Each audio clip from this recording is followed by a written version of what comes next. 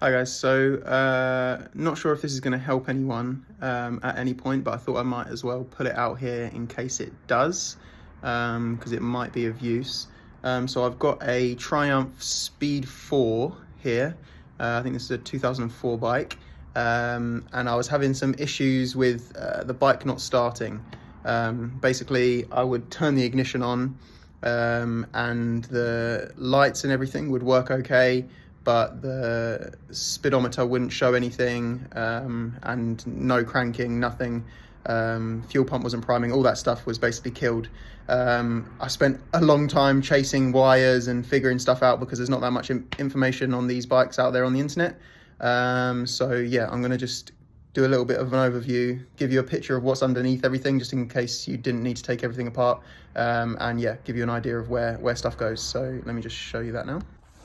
So this is a view of the bike without the tank on, without the airbox on, and obviously the seat and a lot of the fairings taken off. Sorry for the mess of stuff. You've obviously got some space under here as well that all the stuff is carrying. So basically the problem that I was having was with the tip over sensor. I didn't know that it was the tip over sensor at the time, but basically it's a little plug that goes into here. I've just jumped it now here.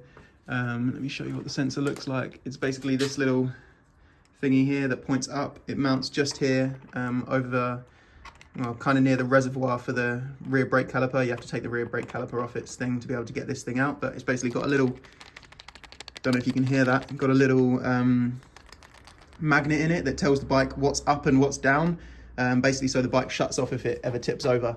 But what I managed to narrow the problem down to originally was this relay here. So there's 3 relays. The battery usually sits here. You have a fuse box here, and then another couple relays, these ones here, that sit in this kind of section, this section here. And then you've got these 3 that come up here. There's 2 that are 4-pronged relays. This one here, as you see, with the white bottom, and this other one here with the white bottom. These 2 are kind of the main ones that control the bike. So this one that sits in this region does the fuel pump, and this relay here does the power for basically everything else. The way that I had originally managed to get the bike to come to life was by jumping this relay.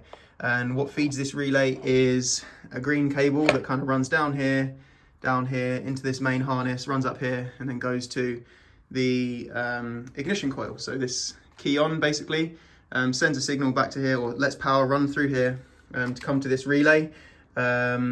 And the type of relay that it is, if you just look up basically this section, it's got a resistor here. So I think it's this 86 point is the ignition.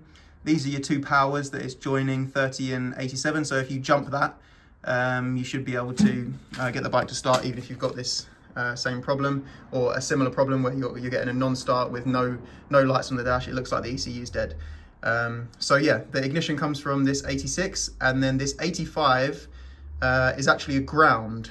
So essentially, if this 85 has any kind of power to it, the bike shuts off, and that's basically what the switch does. If the switch falls over, it gives that power and shuts the bike off, whereas if the switch has ground, power can flow through it and the bike stays alive, kind of as normal, as you would say. So I ended up chasing a lot of grounds. There's a ground that comes down here, loops all the way back up to this plug here, which is also grounds. But essentially you don't need to worry about any of that. There's a 10 amp fuse here that you should check the power to, on the other side of that. If that's got power, more than likely, I think it is the tip over sensor that's your problem. So before basically buying anything, I would probably just check the tip over sensor by jumping these 2 connectors. So it's the orange cable, and that orange cable is the same one that goes to this start relay up here that I was talking about.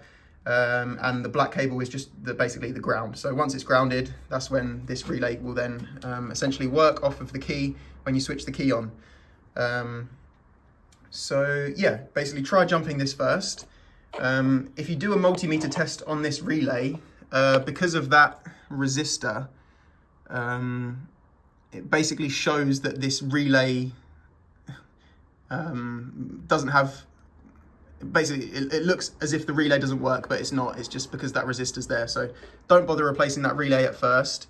Just jump the tip over switch first, then replace the relay if that doesn't work, and then also check this fuse here. You can see if you don't have this box, that's essentially what it looks like. That number 10 amp, this one here is that fuse there. These two are just spare, and yeah, that's basically it. So this is the issue that I was getting. So I'm just going to turn the bike on. I've plugged the battery in, and obviously taken out the little jumper thingy. You basically turn the bike on, all the lights flash on. This ignition is all the way over, but there's just nothing showing up. You can press start, kill switch, whatever. Nothing changes. It's just stuck like this. The lights come on. All the electrics work, so you can full beam. You can hear the relay switching. Indicators as well. Indicator light works. But the neutral light, things like that. The horn. It's a bit late, but I'll just. There we go. And flashing lights as well. All seems to work, but yeah, just without that little jumper in. And then I'll put this jumper across here. I'm going to need 2 hands to do it, but I'll just show you what it looks like when that's in. So this is what it looks like now it's fixed. And dash comes on, numbers go away, and shows you mileage. The one thing about this fix is it will show you a check engine light, because the resistor needs a certain value of resistance, whereas obviously jumping it just gives it complete ground. So it will let the bike start, but it's gonna give you an engine management light. So just replace the sensor. Obviously it's a safety device as well, so don't run the bike like this anyway. You should just replace the sensor if that is your issue. But yeah.